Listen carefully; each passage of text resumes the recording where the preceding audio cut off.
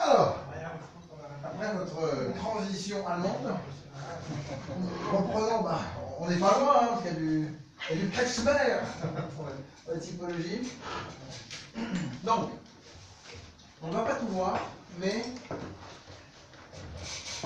pour prendre un peu de recul par rapport à nos typologies anatomiques générales,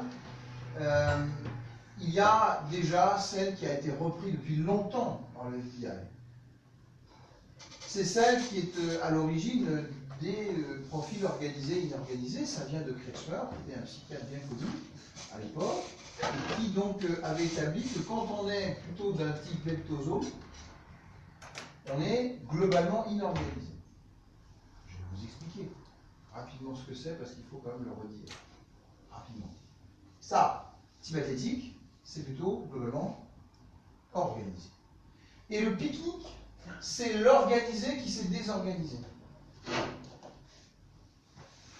Oui, ça c'est simple. Donc quand vous voyez quelqu'un qui ressemble à ça, vous partez déjà sur le principe de Nathalie. Non pas que vous soyez exactement pareil, mais c'est l'allure générale. L'allure générale. Je suis désorganisée, c'est ça? Non, ça veut dire. Je t'explique tout de suite. La pauvre, tu vas ça plus de jours, c'est bien. Tout va bien. Tu vas être sa victime. Ça va aller. Non, mais autant que je le sache. Mais t'inquiète pas, je suis. Vous avez ce schéma. Ah. Non, mais il est Non. désagréable en ce moment, je sais pas ce qu'on a fait. Non, mais il faut. Non, mais faut faire quelque chose. On en parle, je sais pas, il y a quelque chose. Non, mais c'est bien, je m'étudie, j'apprends. Après, vous dites qu'il faut que je mange un peu plus ce soir. Oui, bien sûr. Alors, regardez bien. Je ne reviens pas donc sur la justification psychosomatique. Maintenant, c'est un état des lieux que l'on doit entériner. Acquérir. Nous avons, à la simple vue de quelqu'un, désormais, la possibilité de déduire les premières hypothèses de travail les plus probables. Je répète, selon Kretschmer et ses typologies, reprises par le FBI encore aujourd'hui, elles sont reprises en termes de négociation par toutes les polices et en particulier new-yorkaises. Ici, nous avons donc un type athlétique. Le type athlétique, c'est celui qui est organisé globalement. Organisé, je rappelle, ça veut dire qu'il est dans le contrôle avant tout,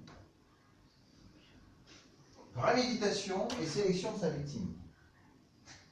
L'organisé apparaît donc dans un mode contrôle assez généralisé dans le meilleur des cas, dans l'archétype, et donc faisant penser, à titre mnémotechnique, plutôt à militaire, quelqu'un qui apparaît plutôt distingué et qui apparaît plutôt athlétique de ce fait, dans l'image que vous en avez vue à l'instant. Ok? Bon, imaginez militaire, c'est simple. Militaire distingué, militaire athlétique, militaire organisé.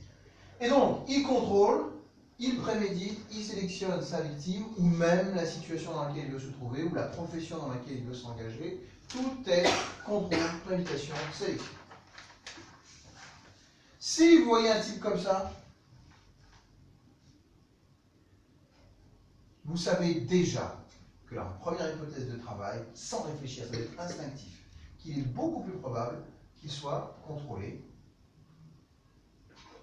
Organisé. prémédité, sélectif. Hein? C'est simple. Y a-t-il quelqu'un autour de cette table qui ressemble plutôt à ça? À moi. Julien. Oh. Un peu. Je me laisse pousser un peu la barbe, mais ça va. Hein? Oui, il y a un petit côté effectivement athlétique chez Julien, mais il n'est pas le seul. Il n'est pas le seul. Non, il y a aussi Qui est plutôt athlétique autour de cette table? les hommes, là. Monsieur le consul. Qui d'autre? Un temps soit peu magique. Chaque homme qui est présent. Ouais, ça se discute. C'est un bon mélange, mais globalement. En tout cas, si vous êtes franchement dans ce cas-là, sachant que il y a bien sûr des cas qui sont entre ces deux-là, hein. Il y a une grande diversité clinique évidemment, mais si vous vous rapprochez de ça franchement, alors vous savez que vous êtes plutôt pas mal dans les premières hypothèses de travail dans ce sens. On va beaucoup plus loin, puisque c'est quelqu'un qui, en termes d'intervention, contrôle, prémédite, sélectionne, il est en capacité de vous bouffer, de vous dominer, de l'emporter même relationnellement sur vous, parce qu'il a l'habitude d'être à l'aise, l'habitude de vous intimider, l'habitude de...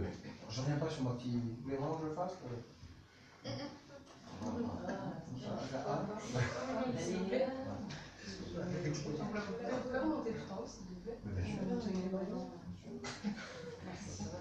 Donc, quelqu'un qui est un dominant, c'est quelqu'un qui sait contrôler. Il n'y a pas de doute là-dessus. Il veut contrôler sa personne, son apparence, ses comptes en banque, la manière dont il pourra progresser professionnellement. Tout passe par le mode contrôle. Et donc, c'est aussi pourquoi il veut entretenir son corps. C'est-à-dire qu'il fait du sport, il fait de l'hygiène de vie à minima. Il essaie effectivement d'apparaître aussi charmant. C'est pas uniquement physique, c'est toute la capacité de séduction et de charme qui pourrait aller avec le mode contrôle. Donc, le type, il va tout faire pour essayer de s'en sortir à chaque fois, d'essayer de vous dominer d'une manière ou d'une autre.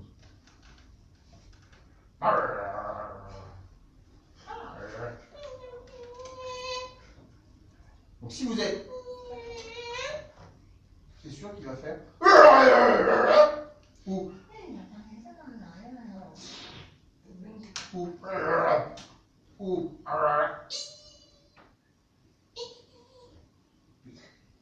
Des gants jaunes, des gants verts.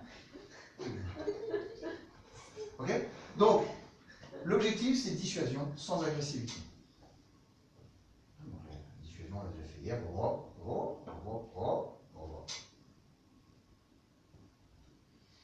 Si vous ne faites pas ça, c'est clair que vous allez vous retrouver soit à être encore plus victime ou manipulé que vous n'étiez déjà, soit à être dans la confrontation physique, et donc sans aucune échappatoire véritable, face à un individu de ce genre. Donc, l'idée, c'est que même en termes d'accueil dans une institution quelconque, on a besoin de savoir ça, pour justement ne pas envenimer davantage la situation. C'est pour la raison pour laquelle ce qui pourrait coller, ou qui est donc plus compatible en termes de troubles de la personnalité ou du comportement version DSM 4-5, c'est sociopathe, paranoïaque, borderline, narcissique, obsessionnel compulsif, passif-agressif, en tout cas dans la version agressive. Ces termes-là ne vous parlent peut-être pas pour les non-initiés, mais notez néanmoins l'idée générale du sociopathe, terme d'ailleurs qui n'appartient pas au DSM-4, DSM-5, mais qui est plutôt une appellation que j'aime à reprendre, c'est-à-dire un psychopathe, un antisocial organisé. Un paranoïaque qui est donc un délire de persécution, mais qui systématise sa rancune et sa vengeance, version peut-être, avec des relents psychotiques ou paranoïdes de notre agresseur au lycée hier. Borderline est à limite agressif, où on est effectivement donc dans la soudaineté et la pulsion radicale, très lunatique de l'agressivité quand frustration ou intolérance à la frustration se fait jour. Obsessionnel compulsif, c'est tout simplement le perfectionniste qui aime à ce que tout soit rangé, bien rituel, bien carré, qui donc correspond bien aux militaires aussi de ce point de vue qu'on peut parfois l'imaginer. Et le passif agressif, c'est celui qui est agressif au sens que il peut parfois être cycliquement ou avoir des versants comme ça passif, mais quand il a décidé vraiment d'être agressif, alors il met tout en œuvre, un peu comme un missionnaire, pour aller jusqu'au bout de cela. Alors, pour décrire un peu plus le profil organisé, rapidement, c'est quelqu'un qui, dit-on, a plus de dur que de mou. Il suffit de regarder donc ses pectoraux, il suffit de regarder donc son ossature musculaire, voilà. Tout est plus en relief de manière osseuse ou de manière musculaire. Le muscle ou les os, c'est plus en relief, plus de dur que de mou. Épaule large, qui généralement donc est le double de la taille, en tout cas plus importante. Main large ou massive, main de bûcheron, surtout large et prégnante en rapport. Cou bas et large, c'est pas franchement bien montré sur cette photo, mais il faut l'imaginer. Cou de Mike Tyson ou d'autres, ou Mr. T dans l'agence touriste. Regard de vie, vitalité, vitalité tel que vous l'avez très bien d'ailleurs illustré pour l'instant dans les expressions faciales, mais qui peut être aussi charmant, qui peut être aussi séducteur que manipulateur. Hors des géométries du visage, donc c'est l'individu qui tient. Je reviens. Ici, donc, vous avez donc la symétrie, géométrie, c'est-à-dire que vous avez l'idée qu'il prend soin à ce que, par exemple, les pattes soient exactement au même niveau, que la hauteur soit effectivement pareille des deux côtés, que l'angle ici soit, par rapport à l'axe de symétrie, d'égale distance. S'il y avait un bouton là, il enlève pour qu'il n'y en ait pas ici. S'il y avait donc un rasage, il faut éviter effectivement qu'il y ait des petits restes ici, il faut que tout soit nickel, géométrique, symétrique, dans tout point. Si c'est un super organisé en tout cas. Et enfin, les vêtements qui vont avec, soit qui démontrent une propreté, du sur-mesure, quelque chose qui tombe très très bien sur lui, qui le met en valeur, distingué dit-on, ça veut dire côté un petit peu chic, côté un petit peu valorisant, côté un petit peu grade, côté un petit peu soigné, voilà, qui en tout cas le démarque très clairement, ou le distingue clairement d'une autre gamme, d'une autre classe, d'une autre valeur sociale en général. Oui, ça. C'est bon maintenant. Super. Alors. Enfin, je pense. Vraiment, parce que du coup, j'ai écrit quand même sociopathe, paranoïaque et tout ça, ce qui est écrit tout au-dessus. Et il y a écrit dissuasion sans agressivité. Donc là, pour ce qui est écrit en rouge, du coup, c'est pour parler des. C'est l'intervention face à lui. Ah, c'est comment nous on réagit face à lui. Voilà, exactement. Dissuasion sans agressivité. C'est ce qu'il faut faire ou c'est ce que la C'est ce qu'il faut faire. D'accord. Ok, bah ça. Et c'est le genre de choses qu'on verra dans le stage de victimologie. Pour ceux qui on mettra en scène notamment ça, c'est capital.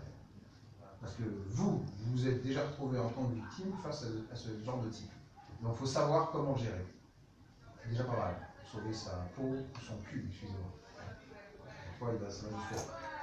Alors, ici, nous avons maintenant l'inorganisé, c'est-à-dire celui qui est tout le contraire. Au lieu d'être athlétique, extériorisé, il est asthénique, intériorisé et plus abandonnique que le précédent. Donc c'est pas mal, je dirais, au niveau plan mnémotechnique, de dire athlétique, asthénique. C'est bien vraiment les deux pendants opposés, c'est assez simple. Donc, aussi dans les critères, pas ou peu de contrôle, pulsion, réaction, compulsion, je vais y revenir, une victime circonstancielle, et non pas une victime ciblée répondant à ses critères de prédateur, de chasseur. Alors, pas ou peu de contrôle, c'est donc quelqu'un qui est plutôt dans l'immédiateté du besoin à assouvir, la satisfaction immédiate de ses besoins, le présentisme, il aime être présent et faire ce qu'il a envie de faire maintenant, d'où je vois, je veux, je prends. Oui, opportuniste, extrêmement voilà, dans l'envie, la satisfaction immédiate de ses envies. Pulsion, réaction, compulsion, en revanche, c'est trois termes différents. La pulsion, c'est unilatéral. J'ai envie de faire l'amour maintenant. Réaction, c'est on vient me dire ah j'ai pas compris, gna, gna, gna, gna. Ma réaction, attends. Mais il faut qu'il y ait deux personnes pour qu'il y ait une réaction. Réaction. C'est-à-dire que je réagis par rapport à quelqu'un qui a déjà agi sur moi. Donc la pulsion, vous êtes tout seul. La réaction, vous êtes deux ou moins pour pouvoir réagir à ce qui vient d'être dit ou fait de l'autre personne. Quant à la compulsion, c'est quelque chose d'automatique, compulsion, compulsif, automatique, mécanique, c'est quelque chose qui est machinal. Donc vous êtes par exemple un kleptomane ou une nymphomane qui ne pouvait pas vous empêcher de voler dans l'un des cas, de faire l'amour dans l'autre. Presque addictif. Bien que ce soit un peu différent. Donc l'idée c'est que dans les trois cas de figure, il n'y a pas de contrôle, ou peu de contrôle. Vous êtes dans plus une réaction instinctive que réfléchie, rationnelle, préméditée, sélectionnée, etc. D'où les cas qui peuvent correspondre davantage le psychopathe dans la version antisociale, cette fois-ci DSM-4, DSM-5, où on est dans l'impulsivité. Voilà. On va imaginer un psychopathe, un vrai, un antisocial qui soit prémédité. C'est une de ses grandes caractéristiques dans les critères. Dépendant affectif, alors là ce sont justement toutes ces femmes qui ont manqué d'amour, souvent, et qui en viennent à rechercher avant tout ce qui leur manque à tout prix. Et parfois elles ne voient pas à quel point justement le prix est cher. Ça leur coûte très cher de rechercher un homme qui profitera d'elle à toute fin. Borderline, état limite dépressif, surtout dans la version dépressive, Donc c'est le type qui peut être le mari violent, mais qui vient lorsqu'il a un syndrome d'abandon, d'être un petit peu comme ça, délaissé ou se sentir délaissé, et peut avoir des accès, des versants, des moments dépressifs. L'histrionique. Ah, l'histrionique, c'est un peu la cage aux folles. C'est-à-dire, vous vous souvenez, Michel Serrault et l'autre, là, on échappe, qui voilà, surjouaient les folles. La cage aux folles. Voilà, j'en parlerai ainsi.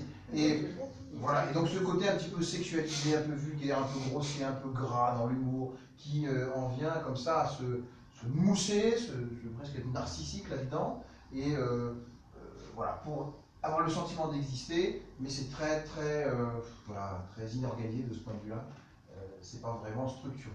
Passif-agressif, passif, dans le côté agressif, j'y reviens pas, et enfin schizophrène, c'est le côté plus psychotique, ou en tout cas ayant cette tendance, plus ou moins, et qui donc en vient à cliver, à dissocier un petit peu la réalité du monde imaginaire ou de ses pensées récurrentes, et qui donc le déconnecte plus ou moins avec cette réalité, et comme il est plutôt psychotique, il n'est pas vraiment dans le contrôle de nouveau, et on vient à être dépendant, et peut-être qu'il y a un versant de ce genre-là, de schizophrénie paranoïde, ou d'accès de schizophrénie paranoïde chez notre agresseur au lycée hier. Puisqu'il est relevé à plusieurs reprises que, y compris le témoin, le gardien du gymnase, que quand son premier ressenti, c'est qu'il était un peu perdu. Voilà. Un peu dans les nuages, un petit peu, voilà, vu qu'il ne savait pas trop ce qu'il voulait faire, ce qu'il pouvait faire, même s'il était parti avec une idée très claire, à un moment donné, on sentait qu'il était un peu décalé. Et puis ce qui est aussi assez décalé, à approfondir en tout cas, c'est qu'on a quelqu'un qui aurait un visage d'ange, et quelqu'un qui commet ce genre de choses. C'est-à-dire le fait qu'il y ait quelque part justement l'absence d'aspect psychosomatique majeur en correspondance avec la gravité des faits. Ça laisse en tout cas entrevoir l'hypothèse du clivage, une forme de clivage. Donc c'est avoir et non. Donc c'est tout le contraire des critères au plan physique, plus de mou que de dur, avec des épaules petites ou fluettes, tout est introverti, donc tout est ramassé, tout est renfermé, tout est rentré quelque part, avec des mains fines, assez allongées, aussi longilines que l'ensemble du corps, avec un cou fin et haut, un peu girafe, dira-t-on, pour s'en souvenir, bien que ce ne soit pas ayant aussi long qu'un cou de girafe, regard triste, mort, en tout cas exprimant une forme de souffrance, le désordre du visage, parce que c'est quelqu'un qui est un peu négligé, qui n'aime pas vraiment porter attention à son apparence et à sa santé, et enfin donc les vêtements qui vont de pair sans aller sur le terrain nécessairement du super clochard ou du super dépravé, enfin quand même qui ne laisse aucun doute sur son inorganisation vestimentaire dès qu'on le voit. D'où l'idée de retenir qu'il est inorganisé, faisant penser non pas à un militaire cette fois-ci, mais à un clochard, avec cette forme de négligence et non pas de distinction chez l'organisé, et enfin, on l'a déjà dit, d'athlétique, très différent de l'asthénique, en l'occurrence ici.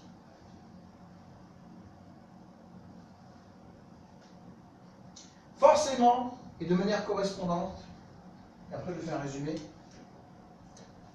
il y a quelqu'un organisé qui commet des actes avec des mobiles plutôt rationnels.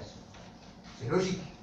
Il contrôle, il prémédite, il sélectionne. Donc forcément, ce qu'il va mettre en application est structuré. Donc, ça répond à des mobiles rationnels. Quels sont les mobiles rationnels? Je vous écoute. Vengeance. Mobile crapuleux. Passion. Crime passionnel. Ce sont des mobiles rationnels au sens où chacun d'entre nous peut les commettre et chacun de nous peut les entendre, les comprendre. D'où rationnel. C'est accessible à notre raison et ça rentre dans une logique rationnelle que tout le monde peut comprendre. Ainsi, la vengeance passionnelle, argent. Ainsi, quand on réagit vis-à-vis de quelqu'un avec qui on était en conflit, et le jeune homme dira hier, oui, j'étais malmené, réellement, de manière imaginaire, peu importe, j'étais malmené, maltraité par un certain nombre d'élèves de mon lycée, Et donc, un des mots-clés qui arrive souvent, c'est vengeance. Est-ce que c'est le genre de vengeance, maintenant, d'un parrain de mafia, petit crénique qui veut s'en prendre au clan d'en face? Je ne crois pas. Mais en tout cas, il y a l'idée de riposte. Voilà. C'est-à-dire qu'il y a quelque chose qui s'est passé à évaluer avant, qui a frustré l'individu, et il en vient tout bonnement. Il n'y a vraiment rien de nouveau au soleil, ni rien d'original, à compenser dans son style à lui, dans sa disposition mentale à lui. Et donc, il faut tenter par tout moyen pour prévenir ce type de passage à l'acte ou d'aggraver la situation avec ce type de personnalité, ne jamais chercher le conflit. C'est une attitude non pas passive, non pas vide de sens, mais au contraire une forme de sagesse, faut-il, je pense, le voir comme ça, à ne pas en tout cas chercher conflit pour ce qui n'est pas grave ou ce qui ne mériterait pas même une action judiciaire. Parce qu'évidemment, on peut mener une action judiciaire ou une riposte de différentes manières par vengeance. Non pas pour défendre ses droits, mais par vengeance. Dire, je veux faire chier mon voisin. Je veux faire chier parce qu'il m'a fait ceci. Je veux donc que ma femme qui a pris mes enfants, qui a la garde des enfants et qui ne fait rien, elle en bat. Donc la raison peut être effectivement la vengeance, une mauvaise raison.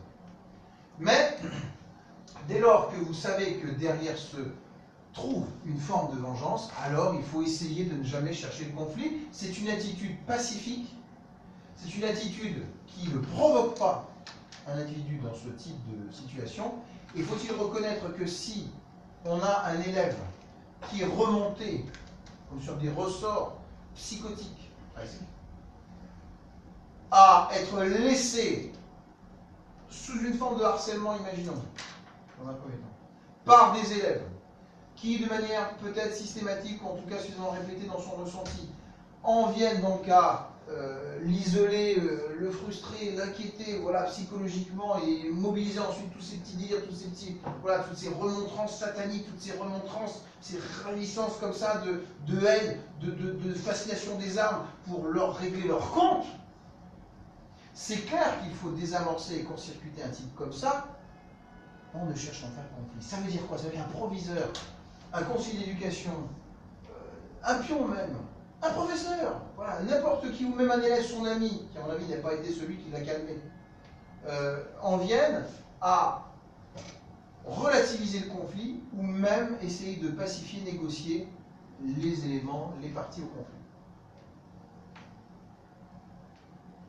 Voilà. Mais si on met dos au mur, surtout dans un état psychologique pareil, deux clans, les élèves qui sont en place, le type qui pour X raison est fragile et qui est un peu atypique déjà, de son état mental probable, c'est clair que vous renforcez son isolement, vous renforcez cet environnement psychotique, vous renforcez donc le conflit parce qu'il est seul face contre tous. Et seul face contre tous, c'est plus la réalité qui désamorce, c'est les délires, la vengeance, la fascination des armes qui viennent prendre le relais pour qu'il se donne la force de rétablir justice personnelle, loi du talion. Passionnelle ou émotion incontrôlée. Alors, il faut essayer de contrôler ses émotions. J'ai dit 1000 fois que lorsque vous avez donc un pied qui dépasse du lit alors que vous rentrez plus tôt que prévu, et que vous dites, mais qu'est-ce que fait ce pied? Il n'a rien à faire avec ma femme ou mon homme.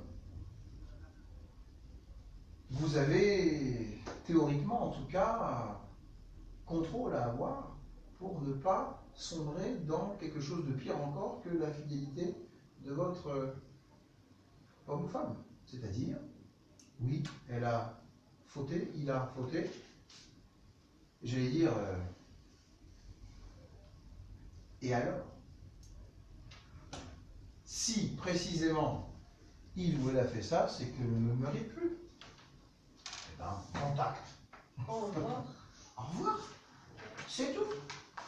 Voilà. Si vous avez commencé à rajouter un truc, oh putain, prends mon fusil, oh qu'est-ce qui va se passer? Moi, je deviens bientôt le détenu dans une prison pour crime. Donc on est parti pour 10-15 ans au moins. Si j'ai un enfant, ah oui, mais qui va s'en occuper?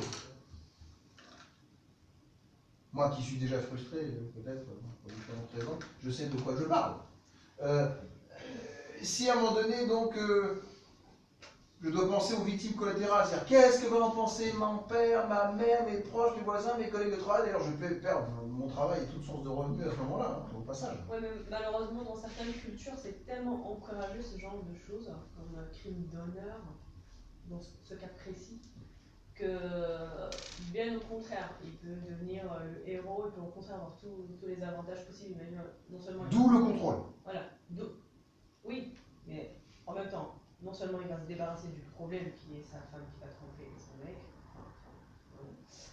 mais aussi il va glorifier, il va passer par un héros, il va... Voilà, Oui. on va même Encore une fois, sa entrée... c'est vrai, c'est un vrai sujet. Malheureusement. D'ailleurs, ce qui mérite au passage un vrai stage, plusieurs stages en sociologie criminelle. Tout ce qui est environnement du crime. Comment toutes ces influences en viennent un jour à porter tellement atteinte à notre libre arbitre qu'on est conditionné par l'environnement. Qu'on ne peut même plus avoir le choix de contrer cet environnement. Ça, c'est quand même quelque chose. Donc, je me dis, voilà, si à un moment donné, je suis une femme, je suis au Yémen, je ne me laisse pas faire. Voilà. Si je réagis, en fait, par rapport au beau-frère, au frère de mon mari qui veut me violer, si je réagis, je vais de toute façon passer au tribunal parce que quelque part, j'ai provoqué. Voilà. Et si je me laisse violer, alors je vais me faire caillasser, lyncher et lapider donc en place presque publique avec tous les autres qui vont me tuer presque sur place. Donc, on comprend bien qu'il y a des environnements, c'est clair, où vous n'avez plus le libre arbitre. Ça, c'est clair. Maintenant, on est quand même à raisonner entre nous, en France ou en Europe, et on n'est plus vraiment dans ce cas-là. Partons de ce principe-là, si on veut bien. Argent. Il faut donc essayer de ne pas montrer trop de signes de richesse, surtout en France. Pourquoi Il y en a qui se laissent aller à montrer, comme aux États-Unis, beaucoup de choses. Et puis on sait effectivement qu'en France, c'est compliqué. C'est compliqué pour des costumes, c'est compliqué pour des montres, c'est compliqué pour des voitures. Voilà. Dès qu'il y a trop, ou que c'est pas assez déclaré, ou que c'est pas fiscalisé, etc., ça devient très gênant. Bon, et sans parler du simple fait de tenter le conflit, ou de se laisser, de tendre un bâton pour se faire battre, lorsque vous savez que votre voisin est, imaginons, très jaloux en général, et que vous allez volontairement acheter, je dis souvent, une Audi, je sais pas combien, Q5, Q6, Q7, bon, en tout cas un gros véhicule, quoi, hein, flambant neuf, vous le parquez devant chez vous, juste en face de votre voisin. Vous savez très bien qu'en faisant ça, vous provoquez la haine de ce voisin parce que vous le connaissez bien. C'est juste dire que, bien sûr, d'un côté, vous avez le droit d'acheter tout ce que vous voulez, à partir du moment où c'est privé, où c'est votre argent, que vous assumez donc cela et que vous déclarez. Bon. Mais d'un autre côté, vous n'êtes pas seul sur une île déserte. Vous êtes obligé effectivement de trouver quelques compromis quand même pour assumer un certain respect social ou de mutualité, de bonne réputation, qui d'ailleurs entacherait celle de vos proches si vous continuez sur ce terrain dangereux d'aller chercher votre voisin qui maintenant a une haine contre vous et votre famille.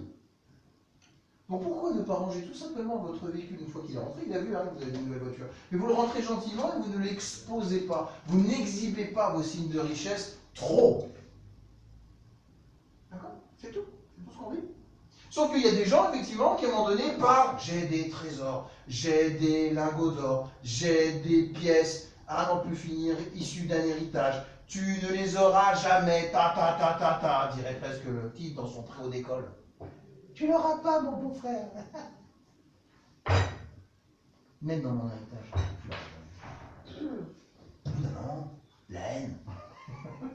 Voilà, peu chez certaines personnes prédisposées déjà, petit égocentrique, petit narcissique, petit je sais pas quoi, pervers narcissique, te dire « Ah, ce type-là, cette famille-là », un peu comme dans l'affaire Grégory. Un peu comme dans l'affaire Grégory, peut-être même beaucoup comme dans l'affaire Grégory, où on a un corbeau, plusieurs corbeaux d'ailleurs au passage, qui en viennent à détester et à montrer sa haine de la richesse de M. Villemain, de la réussite professionnelle de M. Villemain, de la réussite même de l'enfant, parce que l'enfant, effectivement, il est intelligent, il est beau, voilà, de tout ça, effectivement. Donc cette opulence, cette forme, en tout cas, de réussite familiale et sociale, envenime très clairement la réaction de ce corbeau. Donc après, on est libre quand même de vivre normalement, mais il est un fait que lorsque vous savez qu'il y a quelqu'un quand même qui vous en veut pour ça, essayez, au moins avec lui, au moins avec ces personnes clairement identifiées, de la jouer cool, quoi. De ne pas trop quand même mettre de lui sur le feu. Sinon, vous êtes parti au conflit que vous avez en partie généré. D'où discrétion et sécurité des fonds. Enfin, on se comprend, je crois. Alors, de ce fait, tous les inorganisés, étant plus dépendants de leurs émotions et de leurs pulsions, sont plus vus comme des profils inorganisés dont les mobiles peuvent avoir des côtés irrationnels. Alors, on parle évidemment du fantasme, de sexe et de pouvoir, de certaines pathologies qui sont plus ou moins donc, opérantes comme notre lycéen à mon avis d'hier, des conflits gratuits ou tout ce qui est un petit peu inconnu dans les motivations aussi. Puisqu'il y a toujours des zones d'ombre, on dit mais pourquoi il a fait ça? Vous savez, il y a cette grande question pourquoi on a fait ça, qui est d'ailleurs sans doute la plus passionnante, la plus énigmatique en criminologie ou en psychocriminologie, certes, vous n'aurez jamais totalement la réponse. Alors c'est à la fois évidemment une zone de recherche passionnante, donc on est en train de travailler, de toujours participer à ça avec grand plaisir, mais de l'autre, il faut acter que vous ne saurez pas tout de toute façon.